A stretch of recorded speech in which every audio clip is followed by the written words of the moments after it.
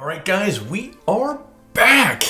And of course, it is so great to see you here today. The weather is warming up. It's actually supposed to be near 80 degrees out today. So I'm getting pretty anxious about getting outside and taking some photos. Speaking about this video, we're going to be discussing three must-have lenses as a landscape photographer that you should have. Before you even press the play button on this video, I'm guessing that you already had a good idea of what lenses I was going to say are the three lenses, the must-three lenses that landscape photographers should have. It's no secret that there's a holy trinity of lenses that photographers covered, and those are the three lenses I think every landscape photographer needs to have in their bag. There are slight differences in the holy trinity depending on the camera company and the lens mount. Okay, more or less, you should strive to collect a wide-angle zoom, a standard zoom, and a telephoto zoom to round out your kit. Now, if you stick around to the end of this video, you're going to find out what lenses you need to have, and more importantly, guys, why you need to have them. I'll also give you details on our current giveaway. We're giving away a DJI Mavic Mini, a Peter McKinnon Nomatic Camera Pack,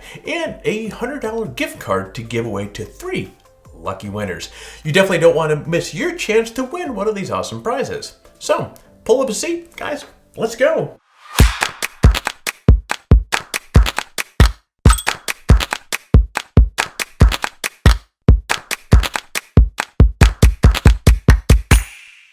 All right, the holy trinity of lenses.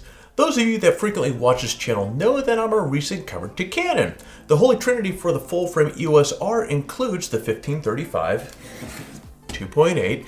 It includes the 2470 2.8, and that's actually, well, technically I have a 2870 f2 that we're shooting this on right now, and of course the 70 to 200 2.8.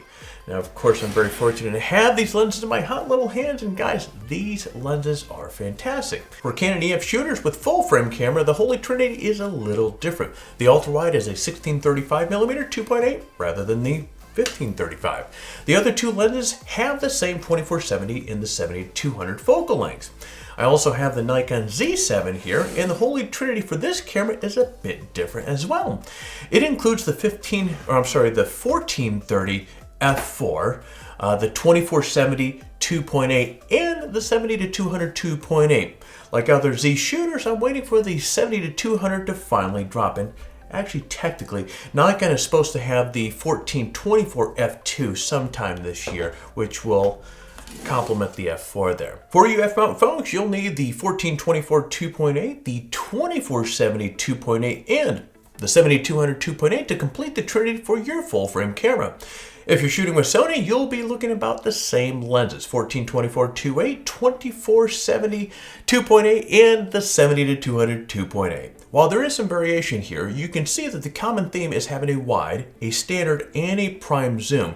That way you're covered in virtually every shooting situation that you encounter. But there's more to the story than just focal range of each lens. When choosing a holy trinity, you also need to think about things like aperture and price, and for some, weight. Now, do you really need an f2.8 lens for landscapes? My 3 RF lenses are 2.8 versions, well, with the exception of the 2870 here, which is an f2 again. But when shooting landscapes, guys, you seldom, if ever, shoot in 2.8. Heck, you probably won't even shoot in f4 for that matter. Most often, you're going to find that you're going to be shooting in the f8 to f11 range because you get plenty of depth of field and you maximize the sharpness of each lens because the sweet spot for most lenses fall between f8 and f11. This means when you're shopping around for your holy trinity of your own, you don't necessarily need to spring for the 2.8 lenses unless, of course, you're going to use it for other things like portraiture or astrophotography where a large aperture comes in handy. This brings me to my next point. Price. For example, the Canon EF 2470 2.8 is $1,599, where its 2470 f4 counterpart is $899. Guys, that's a huge difference in price.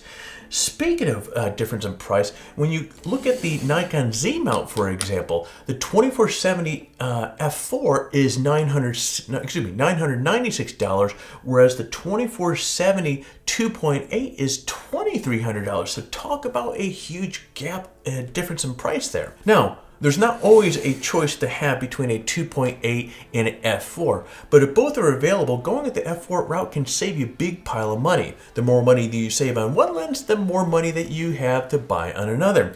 So It actually reminds me with the Z mount here. When I first got the Z7 here, the 2.8 version was not available. All they had was the f4. So guys, I picked up the 2470 with the f4, and actually I love that lens.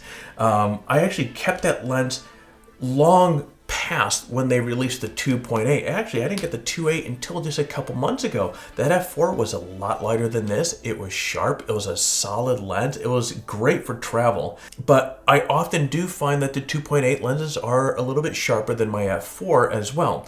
If you can afford the 2.8 option, the added versatility of having the wider aperture doesn't hurt and allows you to use the lens in more situations than the f4 can accommodate. Yeah, just something to think about as you fill out your kit. So, why not prime lenses? Before we dive into why each of these 3 zoom lenses is a must-have, we need to address the prime lens issue. Just because I don't include any prime lenses on this must-have list doesn't mean that I don't like prime lenses. Guys, it's actually quite the contrary. But when you're photographing landscapes, the last thing that you want to do is carry around 5, 6 or more primes, which is exactly what you'll need to do to have the same focal range and versatility as this set of zooms. When I first started out in landscape photography, I lugged around a bunch of primes, so I know how much of a pain in the ass it is to carry all that weight around. On top of that, if you have a dozen primes in your bag and you're going to be making a tons of lens changes, there's more changing of the lens and more opportunity for dust, dirt, and moisture, debris, or whatever the hell else is out there to get into your camera sensor. Primes just don't make sense for many landscape photography situations. Sure, they can be faster than zooms and are often sharper than zooms, but these benefits simply are not worth the work it takes to carry around and use a pile of prime lenses when you're out in the field. So that's why I switched to the Holy Trinity. It's much more convenient. Besides, between a wide-angle zoom, a standard zoom, and a telephoto zoom, you have glass that can cover you in just about any landscape photography situation. So now let's explore some of the benefits of Holy Trinity lenses. Alright, so why a wide-angle zoom? Guys, having a wide-angle zoom is a must-have for capturing images that are super immersive and almost like you walk into the scene. These lenses are ideal for capturing the breadth and the depth of landscape because they include so much of the foreground. The images they create look nothing like what we see with our eyes, guys, in real life, and I think that's a good thing. The distortion you get with a wide-angle lens is certainly unique and makes for a very eye-catching shot. Sure, background elements, mountains and cliffs and whatever, for example, will be smaller in the frame, but the depth you can create by including the foreground, midground, and the background elements can result in a beautiful layered image that is very unique and impactful. Besides, wide-angle lenses afford you greater depth of field so you can ensure that everything in the scene is in sharp and focused. That's just what you want in most landscape situations. If it's big, beautiful landscapes that you are after, a wide-angle zoom is the way to go. Now, why a standard zoom? Having a 24-70 lens in your kit is a must-have because they are just such a versatile lens. Honestly, most landscape photographers could spend an entire weekend shooting with just that one lens. It's that versatile. Heck, who am I kidding? When I'm out shooting with my Nikon, the 24-70 is on my camera probably at least 90-95% of the time. The exception to this is since I've been shooting a lot with Canon, I've been exploring a lot of their glass, so I do find myself shooting with the 15-35 and the 70-200 a lot more than what I've done with my Nikons in the past. What makes the 24-70 such an amazing lens is you have the option of shooting it wide at 24 for images with a nice foreground, while at the same time having the ability to zoom in with a short telephoto range at, for example, 70mm to create more intimate landscape shots. With this single lens, you can create a set of images that look completely different, all without moving your camera's position, and that's a huge advantage when you're photographing landscapes and want to create a collection of images that have different looks and feel to them. Of the 3 zooms that we're discussing, I'd argue that the 24-70 is the easiest of the 3 to use. This lens encompasses focal lengths that most closely match what our eyes see. So when you put this lens on a full frame camera, you get images that lack the distortion of a wide-angle lens and the compression of a telephoto lens. In other words, guys, the photos look very natural. Why a telephoto zoom? The last component of the Holy Trinity for landscape photographers is the 70-200 lens. Boom!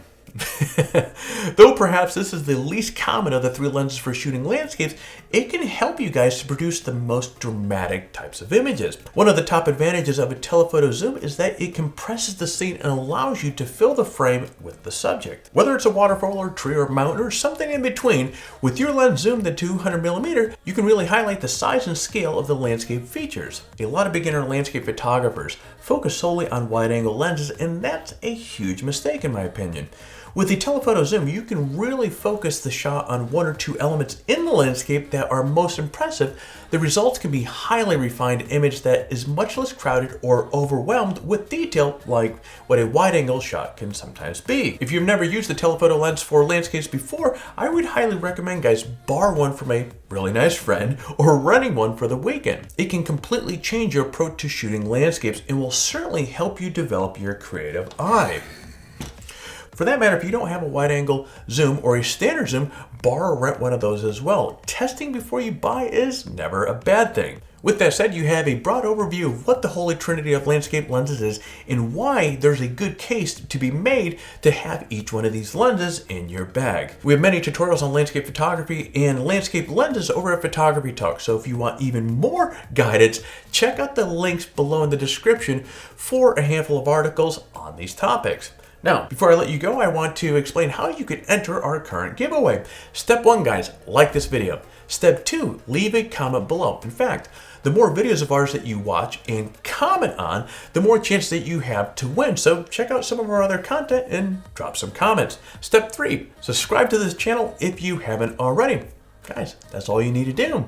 For complete details of the giveaway, check the description below. As always, thank you for tuning in and supporting this channel. If you found this video to be helpful, hit the like button down below. If you are currently not subscribed, hit the subscribe button, and while you're at it, hit the bell to be notified as we're coming out with new videos. So my friend, I'm gonna get outside in this amazing weather we are having, and you get out there and create your best shot.